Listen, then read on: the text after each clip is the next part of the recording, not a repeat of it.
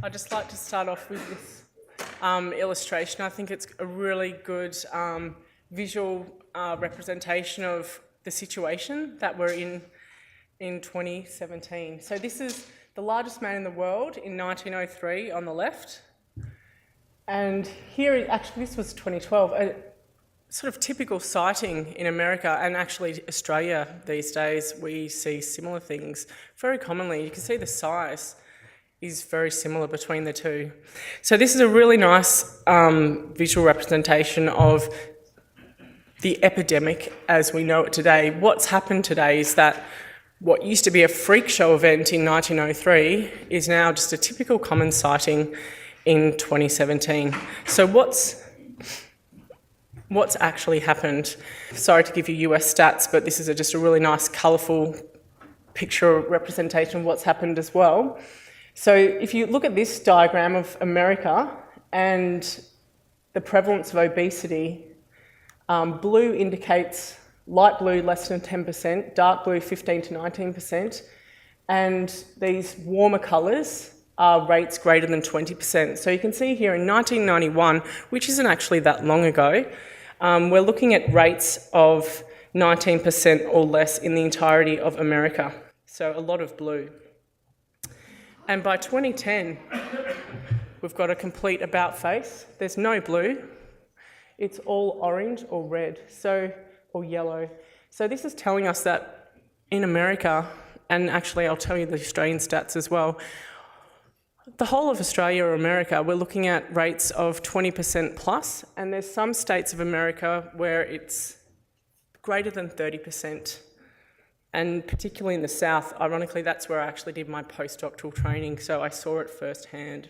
And don't think we're so great, oh, look how bad America is. We're just as bad now. We've basically got a third of Australians that are obese, so not just obese, not just overweight, but obese.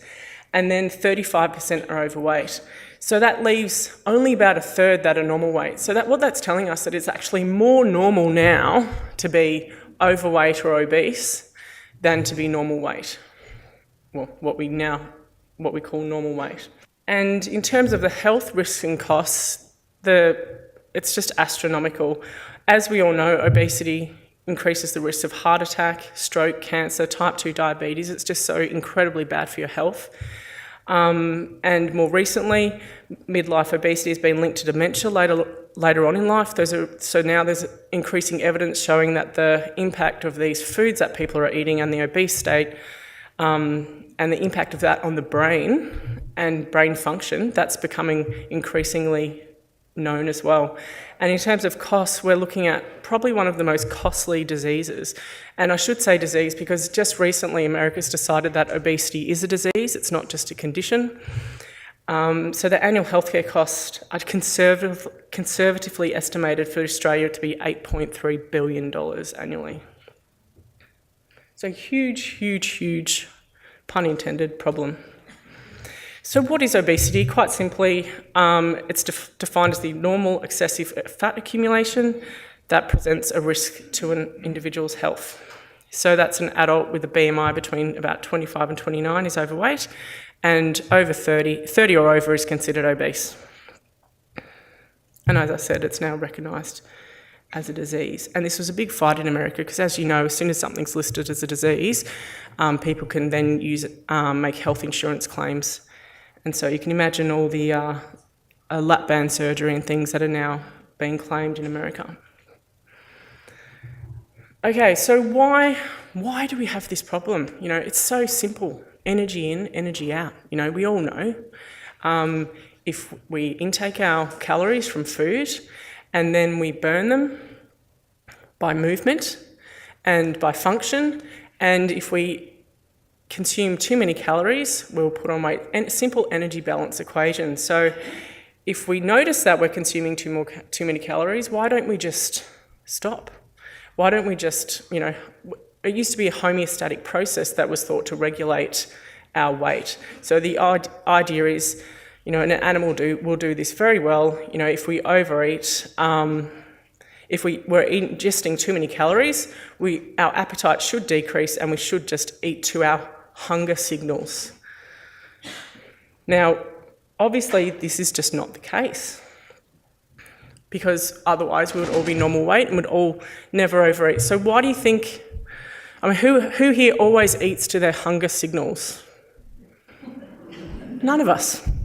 Because we have things like donuts or pizza or beautiful rich meals at high-end restaurants that tell our brains to eat them. And that's really what I'm interested in. So I'm an addiction neuroscientist, as Tom explained. So my background is looking at the impact of drugs and alcohol on the brain and why we end up over-consuming those substances, and trying to understand what happens in the brain when we repeatedly consume them that basically results in it being a problem for a certain percentage of the population. And when I was doing my PhD, I never had a problem with drugs or alcohol, but for me it was always chocolate. Whenever I was stressed, chocolate. And I was really thinking, gosh, for me, I feel like it's these foods that have a much more powerful effect on my brain than drugs or alcohol. And then I also thought, for all these people that are overweight or obese, that go to the doctor and say, I've got a problem, and the doctor says, okay, you just need to eat less and exercise more. And they go, duh, I know. And then they still have a problem. They can't stop themselves from overeating. They can't lose the weight. To me, that really speaks to an addictive-like disorder. And coming from an addiction neuroscience perspective, I could see the parallels there. And what causes obesity? So I should mention that there's genetic components as well. So some people are genetically predisposed to be, put on more weight than others. Other people can eat whatever they like and they'll always maintain a lean physique. That's just that's just what happens. We also have external environmental factors like maternal diet, maternal in utero environment, epigenetics, and stress, early life stress in your environment, the amount you exercise. We also live in an increasingly sedentary environment. So back in 1903, everyone was moving around a lot more. We're moving around a lot less now.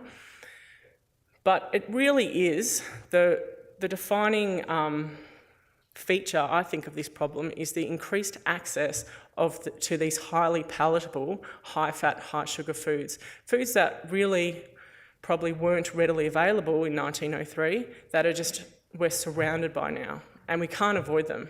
And scarily, our children are surrounded by them as well.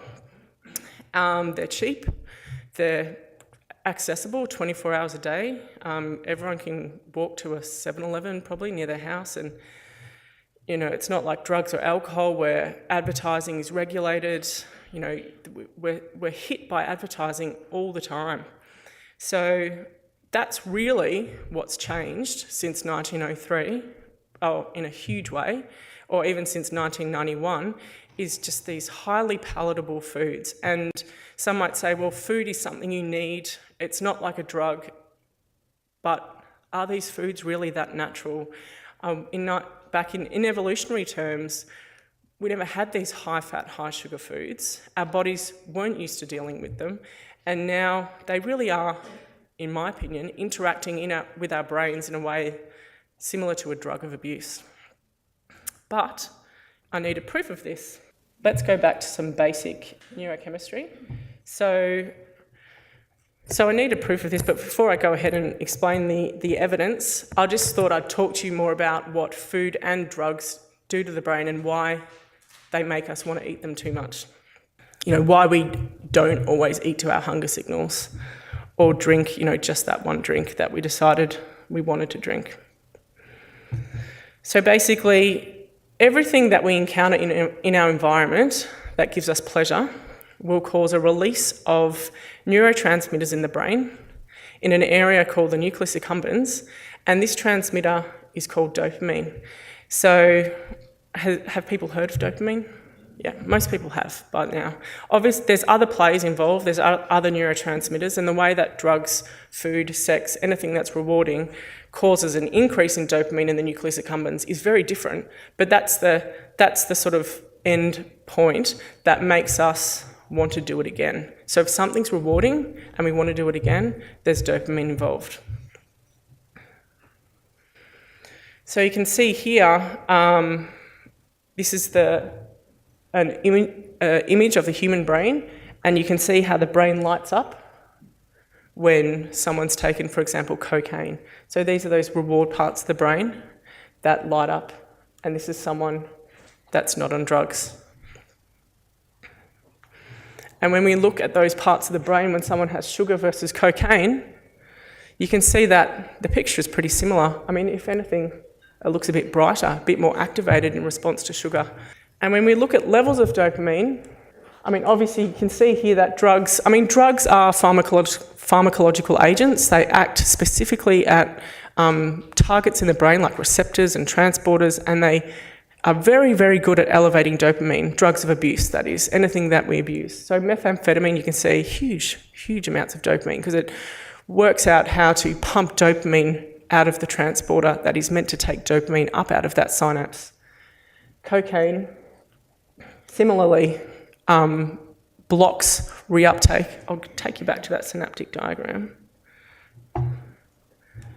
So this is the dopamine packaged up in these little vesicles, and it gets released and it travels across this synaptic cleft and acts on receptors on the postsynaptic neurons in those reward parts of the brain. So it's this chemical release or just the actual increased levels of dopamine in this synaptic space that cause us to feel good in simplistic terms. And you can see here, obviously there's dopamine release associated with food. Sex and drugs are very, very good at it. So I'm not saying that palatable foods are like meth or cocaine, but I'm just saying that for some people it can become an issue that has parallels to drug addiction. Well, in my opinion anyway. This is showing our dopamine receptors and how over time, so this is normal amounts of dopamine receptors in a normal healthy brain, and over time, so the warmer colours indicate increased levels or normal levels of dopamine receptors, and the less warm the colours, the less number of receptors. So you can see here in someone that's been using cocaine for a really long time, because the system's been hammered by dopamine, those receptors end up decreasing over time because it gets absolutely hammered by so much dopamine because you're taking cocaine all the time. And then when you look at someone who's obese, we see a similar thing.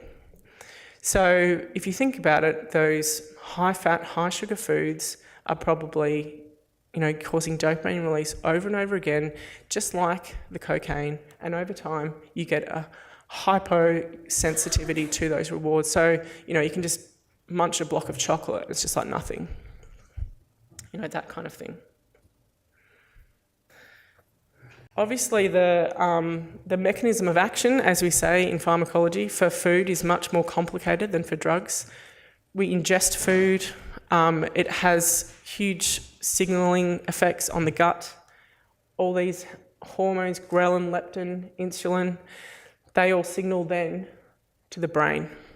So it's very complicated, and all of this signalling is involved in telling us that we feel full and that kind of thing, but increasing evidence is showing us that this sort of signalling is really dysregulated in people that are obese. The ability to feel sated or full is impaired. And we also know, so these are all the parts of the brain, those reward parts of the brain that I told you about, that are involved in drugs. So we also know that food causes release of dopamine, and that over time, with drugs, we know that over time these prefrontal areas, so the areas of the cortex that help us sort of stay in control of our behaviour, these get really affected over time with drug use. And in my opinion, and some evidence is beginning to show us, that for example, someone suffering from obesity that has a problem with their overeating, these prefrontal areas are also impaired. And more work needs to be done in the area, and that's what I'm planning on doing. Okay, and this is just telling us that we've got some papers and literature starting to come out sort of in the last 10 years, 5 to 10 years, which is really showing parallels between the drug abuse field and the feeding field. So I'm sort of sitting in between those two fields. getting back to my overarching sort of hypothesis that we have a sort of addiction-like pathology which potentially underlies overeating for some people, not all.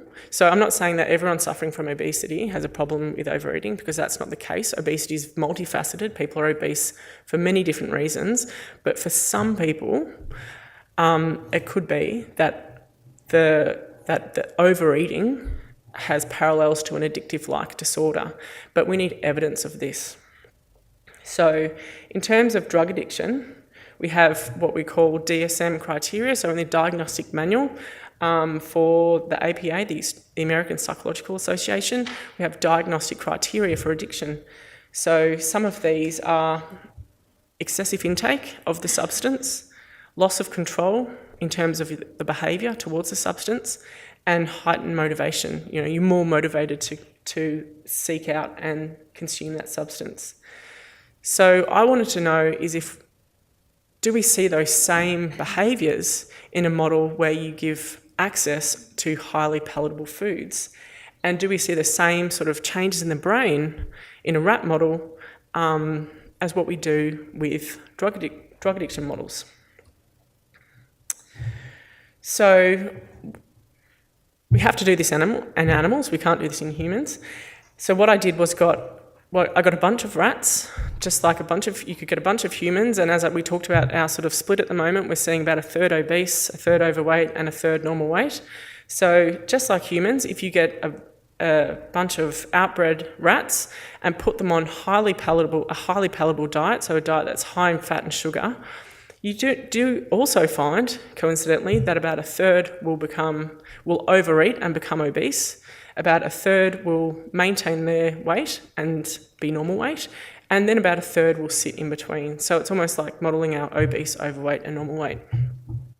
So I got my rats and I put them on a high-fat, high-sugar diet for about 8 weeks, and I took my obesity-prone rats and my obesity-resistant, or the normal weight rats, and I compared them to each other. This is just a graph showing that the weight gain between the two groups was significantly different over that 8-week period. Obviously, that's really important. And this is sort of showing that spread of weight gain. So just like with humans, you see a really nice, interesting spread between all the groups. And importantly, I didn't want the obesity-prone rats to be obese because they were metabolically different. I wanted them to be obese because they were overeating that diet, because that's the behaviour that I was interested in studying. So you can see here, so this is the amount of calories in terms of that diet I was talking about.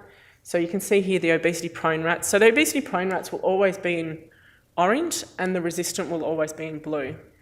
So you can see here that clearly the obesity-prone rats love the high-fat, high-sugar diet. And so you can see here that clearly, now we want to look at those addiction-like behaviours that I was telling you about, and to do this, we put them I put them on chow, which is like putting them on all bran, and then I give them access to that highly palatable diet just in a 1 hour session where they have to work for it. And this is an example of one of the operant boxes where I put them. So you can see here, they're pretty clever rats actually. And they'll learn quickly to press a lever to get those highly palatable pellets. This is actually rat pressing 4. And they will completely ignore the other. So they have 2 levers. One lever, if they press it, will do nothing. The other lever will give them the reward. And you can see that rat is completely ignoring the other lever and going bananas on this one. And just like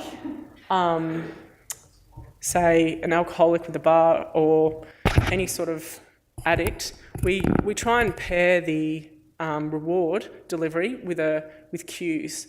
So, you know, any alcoholic will tell you that if they go past a bottle shop or into a bar where there's people chinking glasses and the smells of the alcohol and all those things, you get really strong craving, and it's really hard to sort of control that behaviour. Likewise, we have a light cue that is associated with the reward delivery, and we also had a tone. So I would go into the experimental room and I would just hear continuous tones. You know, they were just going nuts, pressing that lever the whole session. the session during the periods where the reward was available. So I divided the session up into 2 periods. One section of the session, so the first 15 minutes, and then second and third 15-minute periods, we call S+. So the rat was allowed to press the lever to get the pellets, and they quickly learnt that during this period, if they press the lever, they get the light, the tone, and they could get a pellet.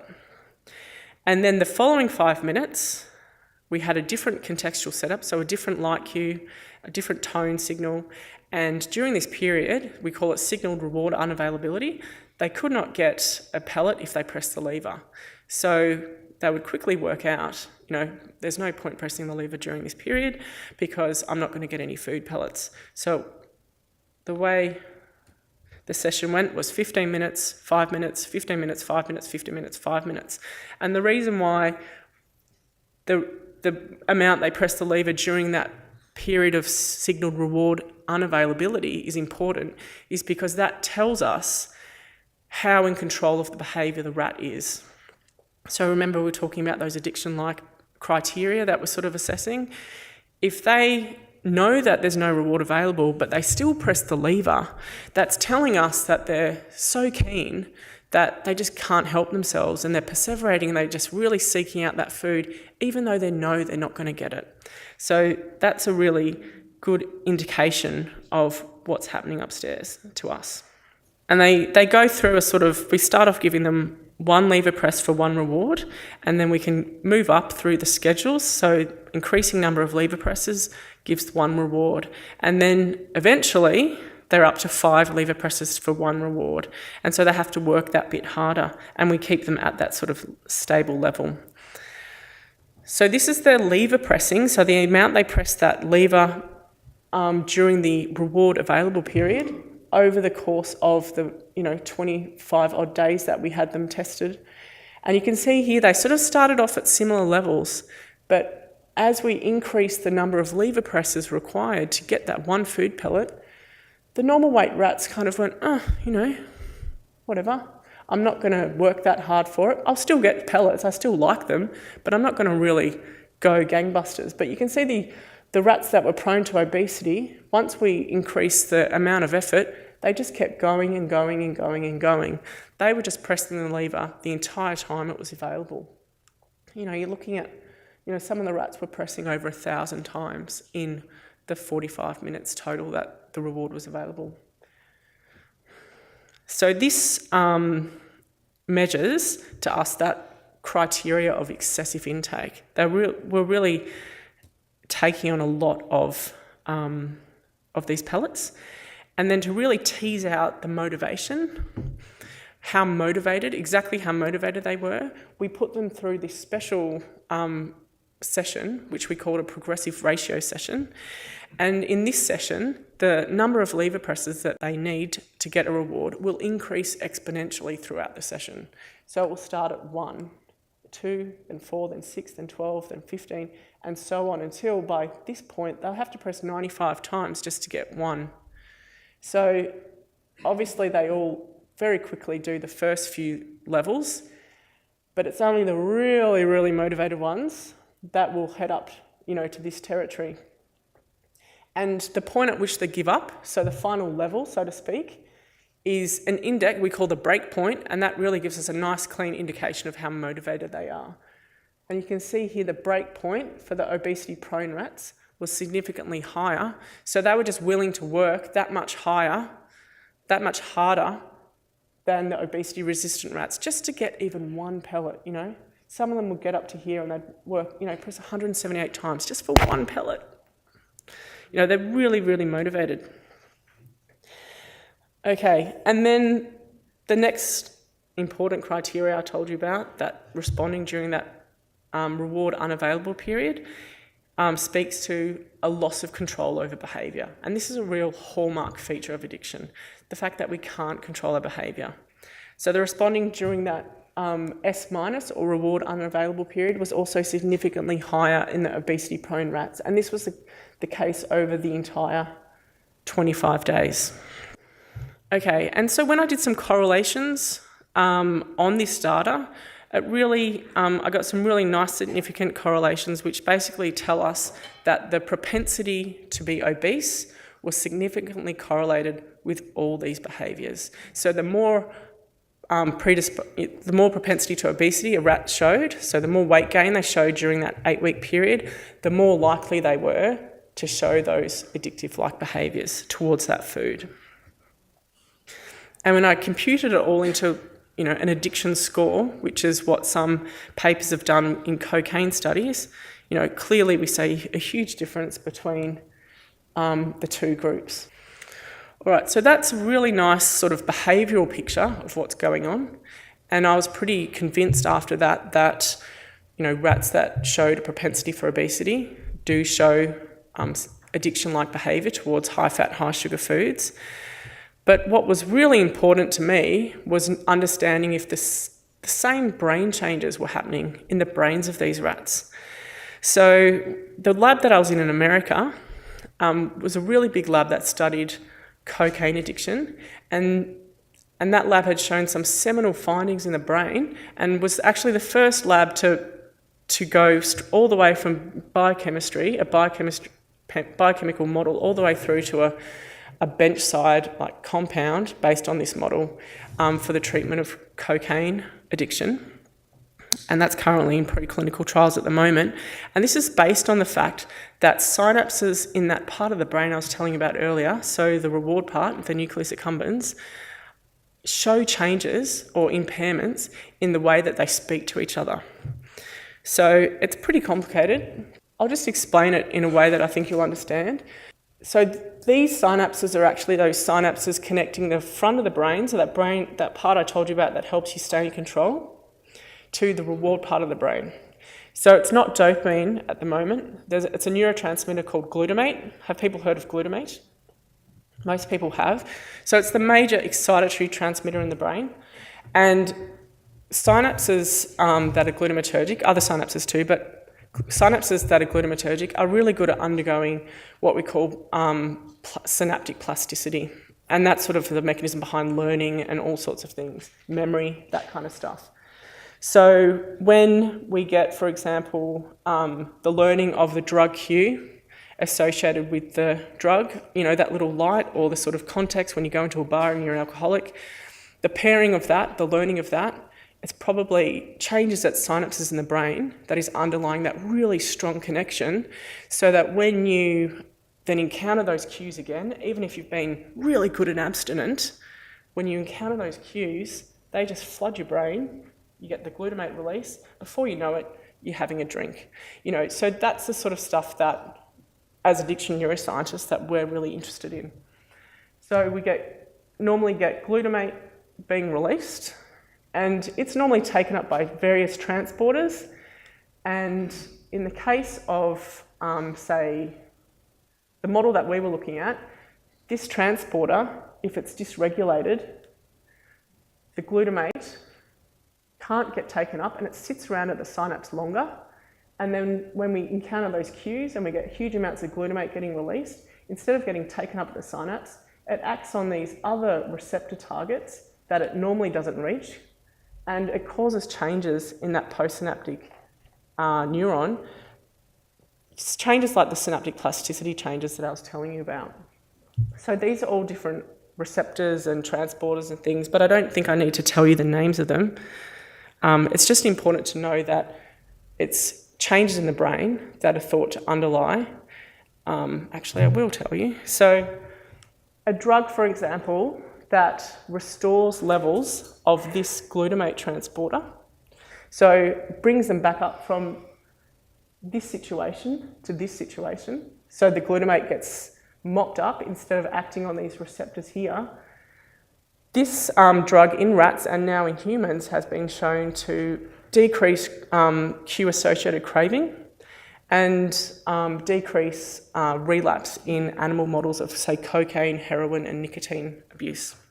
So the idea of a synapse and learning, so it's basically a synapse learning. So the connections between the two synapses, when they fire, if they fire at the right time, that second neuron, the postsynaptic neuron, the connection between that neuron and that neuron can be strengthened, and we call this long-term potentiation, or LTP. And that's basically the mechanism underlying learning. And so, the more a connection fires, the more it gets strengthened, and the more likely you are to remember something, if that makes sense. And likewise, we have another mechanism of learning called LTD. And so you can get, depending on the train of pulses, because if you think about it, neurons, the message is electrical, chemical, and then electrical again. So we can even cause these neurons to be electrically stimulated ourselves and cause these changes by, instead of the brain running the electrical pulses, we'll run the electrical pulses and explore these changes that happen in the postsynaptic neuron. So we can induce LTP and we can induce LTD. And what some seminal work from some labs in America, including the one that I was in, has shown is that it's cocaine and other drugs actually cause changes in LTP and LTD in those reward areas in the brain. And it's these changes, or these changes in synaptic plasticity, that are thought to underlie addiction. And this is that compound I was telling you about that restores the function of that glutamate transporter. It also reverses that cocaine-induced plasticity. Sorry, I spent a lot of time talking about that, but that's because it's relevant to what I'm about to show you. So given this literature describing these hallmark features of drug addiction which occur at synapses in the brain of rats that have been taking cocaine, heroin, nicotine, I really thought it important to see whether in these obesity prone rats we see the same changes. What we can do is take a slice of that reward part of the brain. We can put a recording electrode onto it here. We actually get a fine glass pipette and we attach it to one single cell, and we can record the electrical activity of that cell. And then we can put an electrical stimulator here, and instead of, we sort of mimic what's happened in the brain, we can do a train of pulses, and we can see if we get typical classical forms of LTP and LTD. So that's what I did. The reason why I put the stimulating electrode there is because that's where the afferents come, so the neurons that are coming from the prefrontal cortex, the part of the brain that helps us stay in control and controls our behaviour, they sort of synapse here. So that's why I was stimulating here. And you can see here, so this is just showing us the baseline levels, sort of size of the response that we would observe, and then we'd administer the train of pulses in between gaps.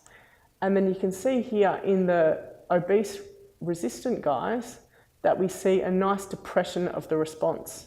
So the response that was previously up here is now depressed, and that's a long-term depression, LTD. So that's a form of synaptic plasticity. We've caused that synapse to change. In the obesity-prone rats, we give the same train of pulses. What happens?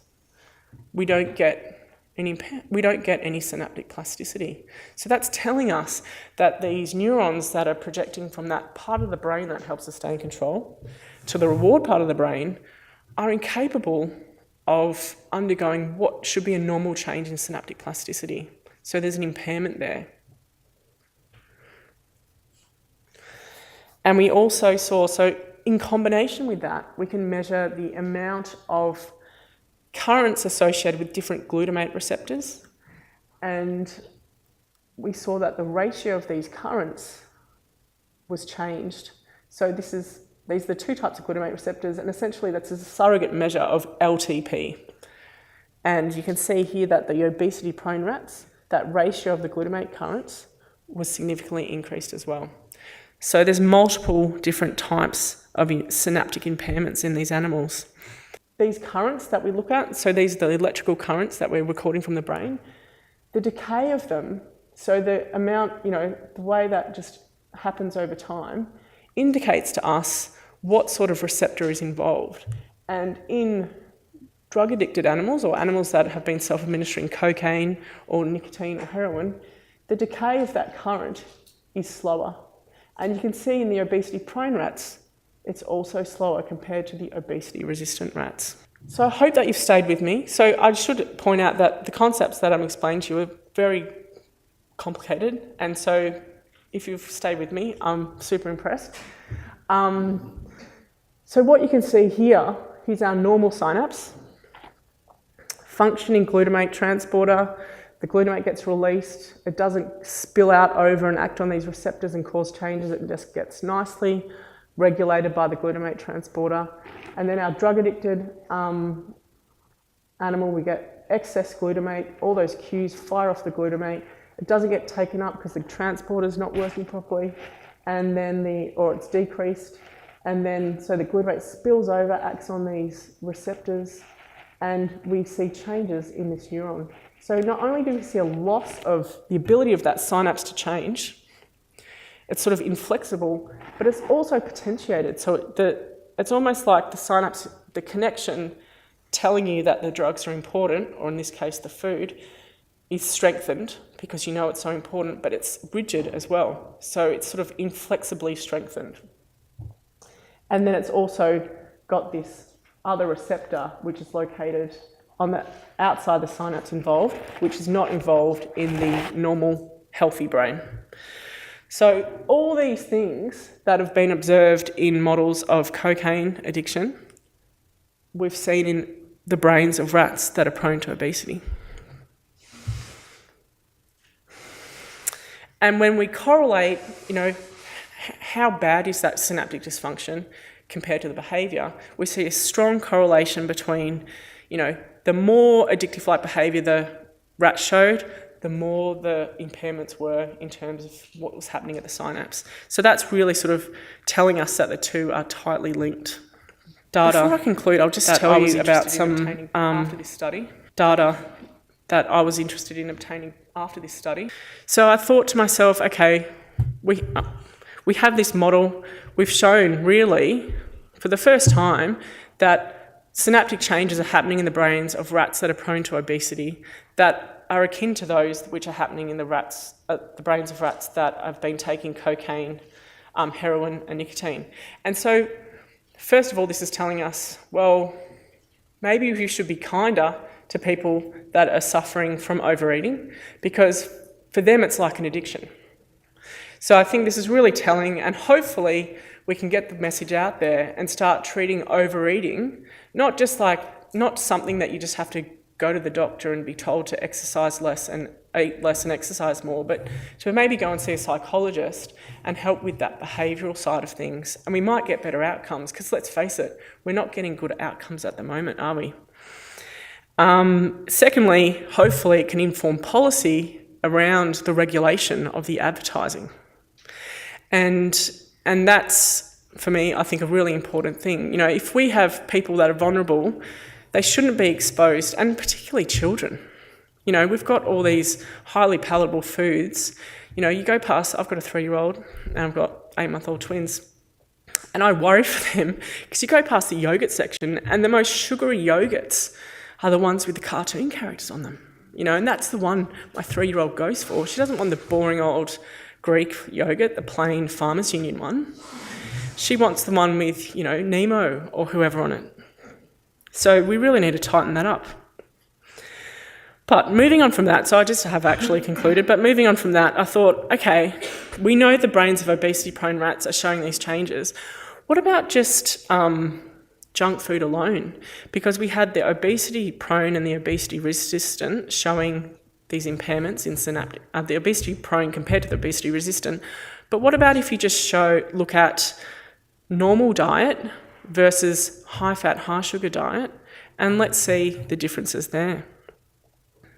So this is a group of animals where we put them just on the diet and not through the behaviour, and then we did those same sort of electrophysiology recordings from their brains. And amazingly, so these are the obesity-prone, obesity-resistant, and these are the animals that are on chow. So you can see here, so compared to the obesity-prone, the obesity-resistant are still better. Their synapses are still healthier. But look at the chow.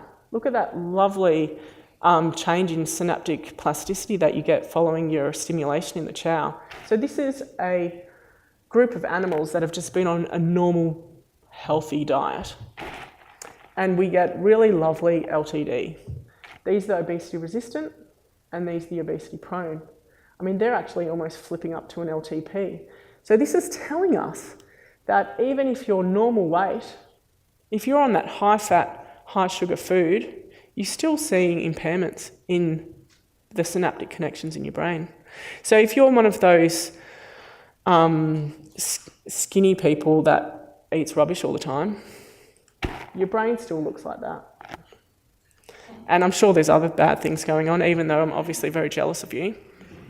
The message is those high-fat, high-sugar foods are not good for our brains, regardless of your weight. All right, and just to acknowledge the people that were involved in the study, I did this study, most of it primarily in America, in this laboratory, and these are the people that helped out. But since coming back, I've had a number of other people in my lab and Monash University that have helped out with this study as well. And I'd just like to acknowledge their contribution. Thank you.